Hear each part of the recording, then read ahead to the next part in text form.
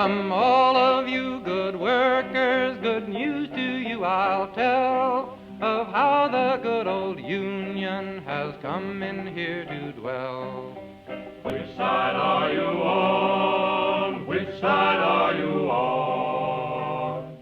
After the destruction of the Manitoba Farm Bureau over the road debate, there was an effort to construct another farm organization. So I went to some of the founding meetings of the Keystone Agriculture Producers, and I found there was a mentality there. In fact, I was told this directly. They did not want to accommodate small farmers because they saw us as to be an impediment to technology and the whole development and the rationalization into larger and stronger farm units.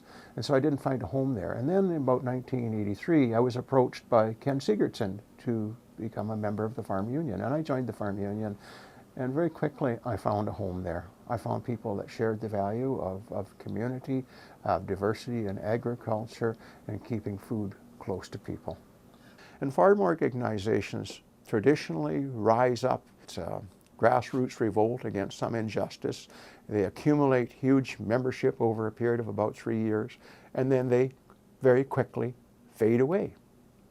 The Farmers Union rose up out of a very bad conglomeration of tough economic circumstances in the 1960s, got a huge membership, and should have faded away.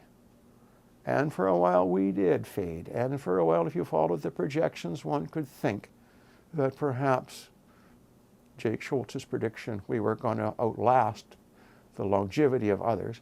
But then suddenly, about 4 or 5 years ago, the curve started to turn around. And now the membership is growing. The audience is listening. I think there's something fascinating when you're in international meetings to see that farmers from the South, from the global South, and farmers from the global North often are told that they're competing against each other. And actually, when we sit down in a room together, it turns out that we have a lot of common ground. And it's really important, I think, for farmers from the global South to see that actually in the North, we're not doing so well here either. Our food system isn't perfect. This industrial model hasn't been good for us.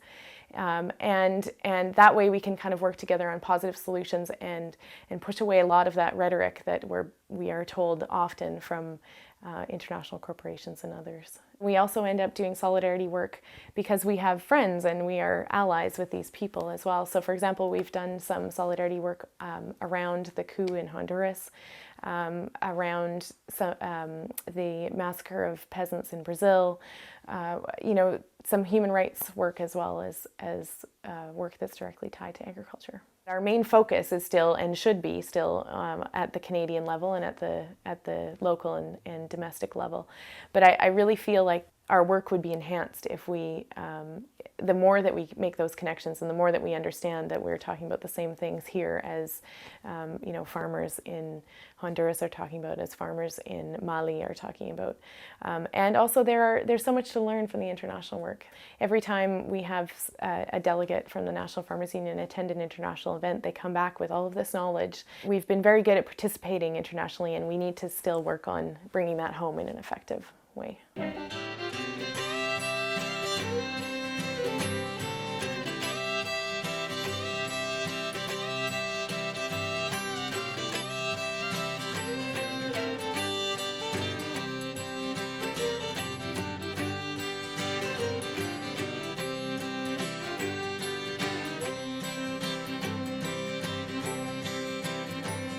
Oh, the poor old dirt farmer, he's lost all his corn. And now where's the money to pay off his loan? He lost all his corn, can't pay off his loan. He lost all his corn. Well, the poor old dirt farmer, he only grows stone.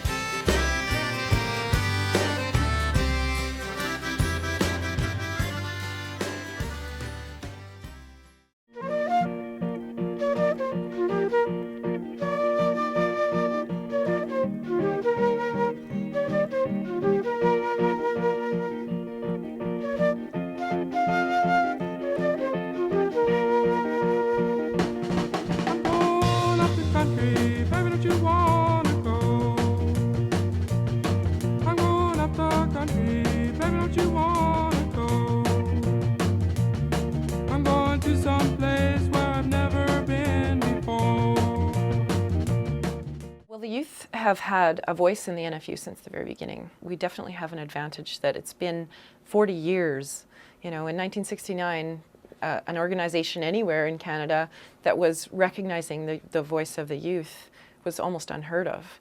I think in order for young people to get involved again in farming at the rate in which we need them to, they really need to start seeing that there's a secure future in it. There needs to be a lot more support from policymakers and from organizations and from the general public.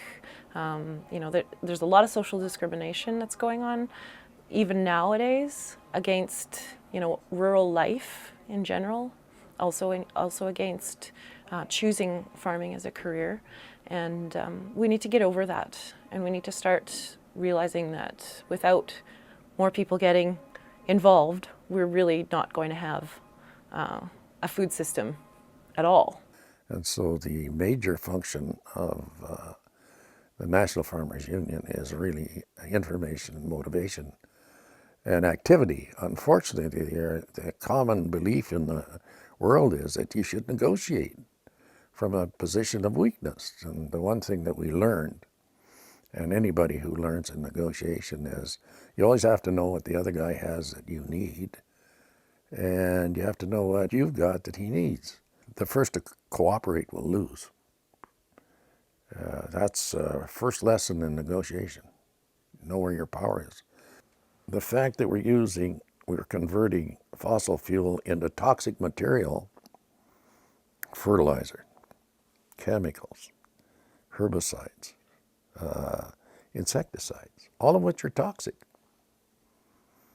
And they have so much power that you have a centralization of power that if the prices go up, the costs immediately go up and capture the margins and leave the farmers in a negative position, despite all else.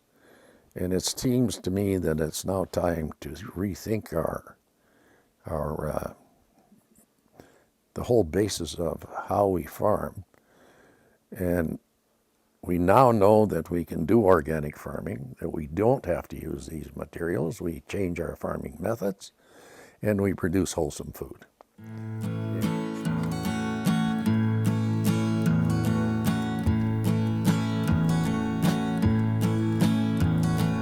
Dusty old farmer out working your field, hanging down over your tractor wheel.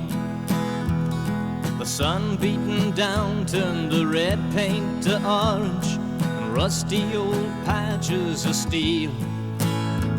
There's no farmer songs on that car radio, just cowboys, truck drivers, and pain.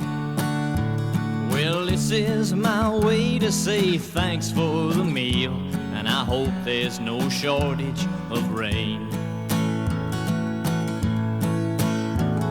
Straw hat and old dirty hankies, mopping a face like a shoe. Thanks for the meal, here's a song that is real, from a kid from the city to you. Straw hat and old dirty hankies, mopping a face like a shoe. Thanks for the meal, here's a song that is real, from a kid from the city to you. I've traveled around this country, from shore to shining shore. It really made me wonder the things I heard and saw. I saw the weary farmer a-plowing sod and loam. I heard the auction hammer just a-knocking down his home. But the banks are made of marble, with a guard at every door, and the bolts are stuffed with silver that the farmer sweated for. When the Union's inspiration through the workers' blood shall run, there can be no power greater anywhere beneath the sun. Yet what force on earth is weaker than the feeble strength of one? But the Union makes us strong. Solidarity forever. Solidarity forever. Solidarity forever. For the Union makes us strong. Is there aught we hold in common with the greedy parasite who would lash us into serfdom and would crush us with his might? Is there anything left to us but to organize and fight? For the Union makes us strong. Solidarity forever. Solidarity forever. Solidarity forever. For the Union makes us strong. It is we who plowed the prairies, built the cities where they trade, dug the mines and built the workshops, endless miles of railroad laid. We stand outcast and starve amidst the wonders we have made, but the Union makes us strong. Solidarity forever. Solidarity forever. Solidarity forever. For the Union makes us strong. In our hands is placed a power greater than their hoarded gold, greater than the might of armies magnified 1,000-fold. We can bring to birth a new world from the ashes of the old, for the Union makes us strong. Solidarity forever. Solidarity forever. Solidarity forever. For the Union makes us strong.